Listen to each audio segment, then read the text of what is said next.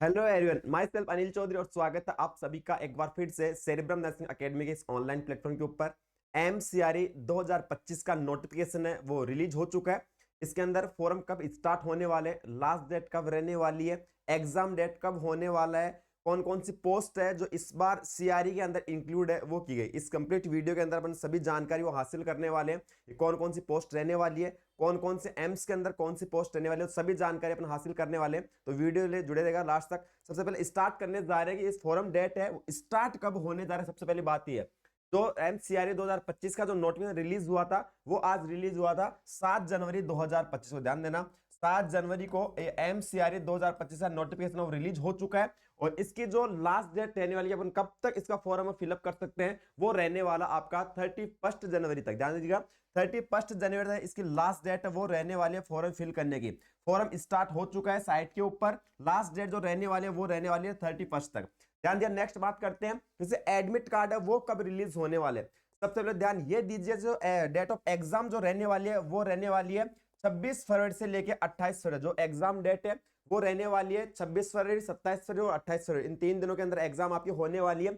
इस एग्जाम के 3 दिन पहले आपका एडमिट कार्ड रिलीज होगा। और ध्यान दीजिए 1 वीक पहले आपको एग्जामिनेशन सीटी है वो आपको बता दी जाएगी कौन सी सीटी के अंदर आपका जो एग्जाम है वो आपका होने वाला है। और एग्जाम डेट के 3 दिन पहले आपका एडमिट कार्ड है वो आपका रिलीज होगा।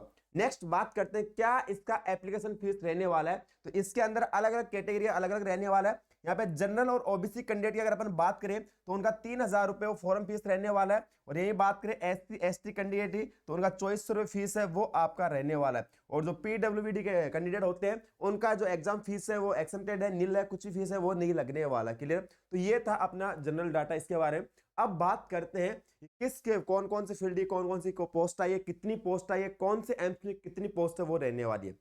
अब ध्यान दीजिएगा, एमसीआरई के अंदर नर्सिंग फील्ड को लेकर अगर अपन बात करें तो यहां पे आपकी एएनएम की पोस्ट भी आई है, मल्टीपल पर हेल्थ वर्कर उसकी पोस्ट भी आई है, पब्लिक हेल्थ नर्स की पोस्ट भी आई है, नर्सिंग ऑफिसर पोस्ट आई है और सीनियर नर्सिंग ऑफिसर पोस्ट है वो इस बार इंक्लूड की गई। वन बाय वन सभी के बारे में जानकारी हासिल करते हैं। सबसे पहले ध्यान दीजिएगा, यहाँ पे अपन जो बात करने वाले हैं वो करने वाले हैं एड्स एजुकेटर कम्स काउंसिलर। ध्यान दीजिएगा, जो एड्स एजुकेटर कम काउंसिलर है उसकी पोस्ट भी इस बार एमसीआरई के अंदर आई है। और किस इंस्टीट्यूट की आई है, वो आई है आपकी एम्स न्यू दिल्ली। ध्यान दीजिएगा, जो एड्स एजुकेटर कम काउंसिलर की जो पोस्ट है वो एम्स दिल्ली की है। सर कितनी पोस्ट है, सिर्फ एक पोस्ट इसके अंदर रहने वाली है। कौन सी कैटेगरी की है, जनरल कैटेगरी की पोस्ट है। नेक्स्ट बात करते हैं मल्टीपर्पज वर्कर की जो पोस्ट आई है वो आई है आपके एम्स न्यू दिल्ली की। और कितनी रहने वाली है, आपके जनरल की 3 रहने वाली है। इसके अलावा बात करें ओबीसी की 1 रहने वाली है और जो एसटी कैटेगरी है उसकी 1 रहने वाली है। टोटल पोस्ट वो कितनी है, 5 पोस्ट है वो रहने वाली किसकी, मल्टीपर्पज की। कौन से इंस्टीट्यूट की, एम्स न्यू दिल्ली की।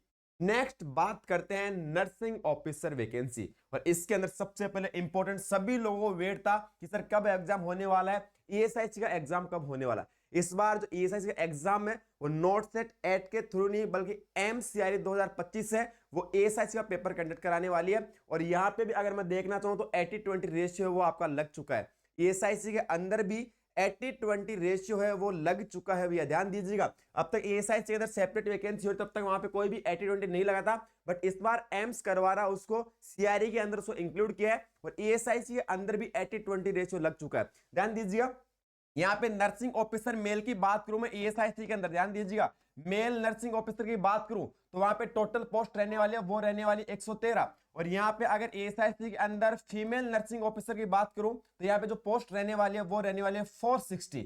और यहाँ पे पीडब्ल्यूबीडी कैटेगरी कैंडिडेट उनकी भी 21 पोस्ट है वो आपकी रहने वाली है। और अलग अलग कैटेगरी वाइज अपन देखें तो नर्सिंग ऑफिसर अगर एएसआईसी फीमेल की अगर अपन बात करें वहां पे 194 जनरल कैटेगरी की है, 46 है ईडब्ल्यूएस कैटेगरी के, 121 ओबीसी के, 65 एसटी और एससी और 34 है वो आपकी एसटी कैटेगरी रहने वाले।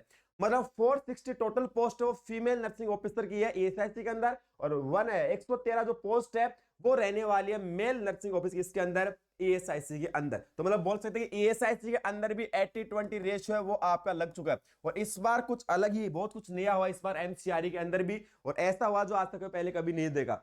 आपके नर्सिंग ऑफिसर के साथ साथ जो सीनियर नर्सिंग ऑफिसर की पोस्ट है उनके अंदर भी 80-20 रेशियो देखने को मिला है। और मैं तो ये बोल सकता हूं कि 90-10 रेशियो वहां पर देखने को मिल रहा है। सीनियर नर्सिंग ऑफिसर वैकेंसी है, जहां पे आज तक ना कोई 80-20 लगा था, ना कोई 50-50 रेशियो लगा था। इस बार 80-20 क्या, वहां पे सीनियर नर्सिंग ऑफिसर 90:10 वो देखने को मिल रहा है। 90% फीमेल को दिया गया है और 10% ओनली मेल के लिए रहा है। इसका नेक्स्ट ध्यान दीजिएगा, नर्सिंग ऑफिसर फीमेल। नेक्स्ट बात करें, यहाँ पे है regional institute of medical science Imphal, जो रिम्स इंफाल है, उसके अंदर भी आपका 80-20 देखने को मिल रहा है। ध्यान दीजिएगा, रिम्स के अंदर, इंफाल के अंदर, ध्यान दीजिए, रिम्स जो इंफाल वाला है उसके फीमेल की जो कैटेगरी है, फीमेल की जो टोटल वैकेंसी वो रहने वाली 13 फीमेल की है। जो वैकेंसी है 13 है, 7 जनरल की है, 3 यहाँ पे ओबीसी, 2 एससी और 1 है। 13 पोस्ट है वो फीमेल के लिए है और ओनली 3 पोस्ट है वो मेल के लिए। रिम्स इंफाल के अंदर फीमेल के लिए 13 पोस्ट है, मेल के लिए कितनी पोस्ट आपकी, 3 पोस्ट है वो आपकी रहने वाली है। तो यहाँ पे भी 80-20 देखने को आपको मिल रहा है। रिम्स के अंदर भी, एम्स जितने भी इंस्टीट्यूट के एग्जाम कंडक्ट करवा रहा है उसके अंदर नर्सिंग ऑफिसर वैकेंसी या सीनियर नर्सिंग ऑफिसर वैकेंसी है, उसके अंदर 80-20 रेशियो है वो लगा चुका है। नेक्स्ट बात करते हैं,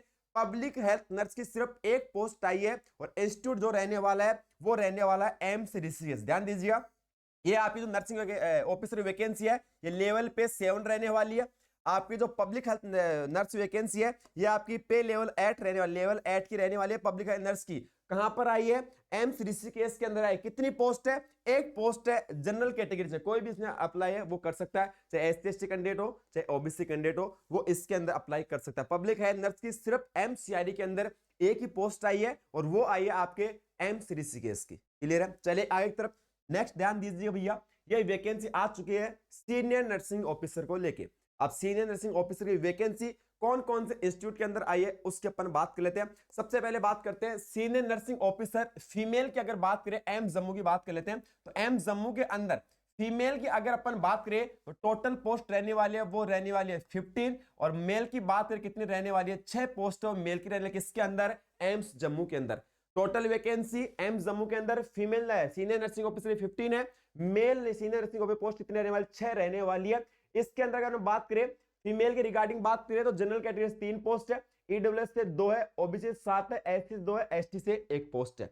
नेक्स्ट बात करते हैं एम्स नागपुर। इस बार एम्स नागपुर की भी सीआरई के अंदर इंक्लूड हुई है। इसके अंदर ध्यान दीजिएगा, जो male senior nursing officer post है वो कितने रहने वाले हैं, मात्र 12 पोस्ट रहने वाली है। मात्र 12 पोस्ट है वो सीनियर नर्सिंग ऑफिसर के एम्स नागपुर के अंदर रहने वाली है। और यहाँ पे देख सकते हो 46 पोस्ट है वो फीमेल सीनियर नर्सिंग ऑफिसर के लिए रहने वाली है। फीमेल के लिए 46 पोस्ट है और मेल के कितनी पोस्ट, ओनली 12 पोस्ट है वो एम्स नागपुर के अंदर है। नेक्स्ट बात करते हैं एम्स पटना। तो यहाँ पे ध्यान दीजिएगा, एम्स पटना के अंदर सीनियर नर्सिंग ऑफिसर मेल की जो पोस्ट है वो रहने वाली है, वो कितनी रहने वाली है, 8 रहने वाली है। 8 पोस्ट है वो सीनियर नर्सिंग ऑफिसर की रहने वाली है एम्स पटना के अंदर। और फीमेल की जो रहने वाली है वो रहने वाली है 31 पोस्ट। एम्स पटना के अंदर female senior nursing officer 31 post है और मेल के लिए कितनी पोस्ट है, 8 पोस्ट है वो मेल के लिए यहाँ पे। नेक्स्ट बात करते हैं एम्स रायबरेली। एम्स रायबरेली के अंदर सीनियर नर्सिंग ऑफिसर वैकेंसी आई है सिर्फ और सिर्फ फीमेल कैंडिडेट के लिए। एम्स रायबरेली ने तो टोटल 100% वेटेज है वो फीमेल को दे दिया है। इसके अंदर ध्यान दीजिएगा, एम्स रायबरेली के अंदर जो आई है फीमेल की पोस्ट कितनी है, 40 पोस्ट है वो आपकी रहने वाली है। 40 पोस्ट है फीमेल सीनियर नर्सिंग ऑफिसर की, वो एम्स रायबरेली के अंदर है, वो आपकी रहने वाली है। नेक्स्ट बात करते हैं एम्स बठिंडा के अंदर। तो एम्स बठिंडा के अंदर मेल की पोस्ट रहने वाली है वो रहने वाली है 2। ध्यान दीजिएगा, मेल सीनियर नर्सिंग ऑफिसर की पोस्ट एम्स बठिंडा के अंदर 2 रहने वाली है। और ध्यान दीजिएगा फीमेल की जो रहने वाली है वो रहने वाली है 12 पोस्ट। 12 पोस्ट फीमेल की है एम्स बठिंडा के अंदर और ओनली 2 पोस्ट किसकी है, मेल की है एम्स बठिंडा के अंदर। नेक्स्ट बात कर लेते हैं एम्स देवगढ़ को लेके। तो एम्स देवगढ़ के अंदर मेल की पोस्ट 5 है और फीमेल की जो पोस्ट रहने वाली कितनी रहने वाली है, 18 रहने वाली है। नेक्स्ट बात कर लेते हैं एम्स गोरखपुर। तो एम्स गोरखपुर के अंदर जो मेल कैंडिडेट है उसकी पोस्ट है 1 और फीमेल पोस्ट है वो कितने रहने वाले, गोरखपुर 9, मतलब 90-10 का रेशियो यहाँ पे देखने को मिल रहा है। 90-10 का रेशियो देखने को मिला कहां पर, एम्स गोरखपुर के अंदर। मेल सीनियर नर्सिंग ऑफिसर की पोस्ट कितनी 1 है और female senior nursing officer post कितनी रहने वाली है आपकी, 9 है वो रहने वाली है।